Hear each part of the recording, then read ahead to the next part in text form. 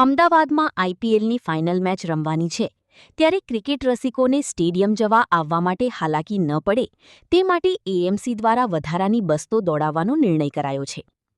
AMTS અને બીઆરટીએસની વધારાની બસો દોડાવવામાં આવશે.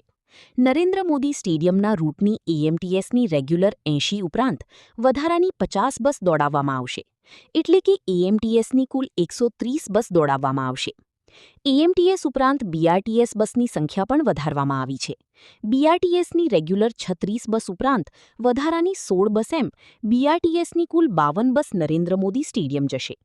Kamlesh Patel standing committee chairman શું કહે છે, આવો સાંભળીએ. પહેલી મેચ અમદાવાદના નરેન્દ્ર મોદી સ્ટેડિયમમાં રમાવા જઈ રહી છે અને ખાસ કરીને અમદાવાદ અને ગુજરાતમાં એનો ક્રેઝ છે, કારણ કે ગુજરાતની ટીમ ફાઇનલમાં આવી છે.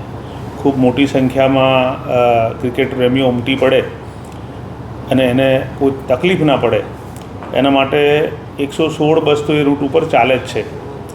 વધારાની 66 બસો એમટીએસ અને બીઆરટીએસની થઈને એ રૂટ ઉપર ગોઠવવામાં આવી છે. બપોરે 3:30 વાગ્યાથી લઈને મેચ જ્યાં સુધી ના પતે ત્યાં સુધી આ બસો એ રૂટ ઉપર રહેશે, જેને કારણે ક્રિકેટ પ્રેમીઓને કોઈ તકલીફ ના પડે અને આપણા દેશના વડાપ્રધાન આદરણીય શ્રી નરેન્દ્રભાઈ મોદી સાહેબે જે સૂચન કર્યું છે કે પોતાના વાહનોના બદલે ટ્રાન્સપોર્ટેશનનો જાહેર પરિવહનનો લોકો ઉપયોગ કરે, એટલે એ દિશામાં અમદાવાદ મ્યુનિસિપલ કોર્પોરેશને પણ પહેલ કરી છે અને આવતીકાલે કોઈ તકલીફ ના પડે એના માટે આ વધારાની બસો અમદાવાદ म्युनिसिपल कॉरपोरेशन और बीआरटीएस द्वारा चलावવામાં આવશે.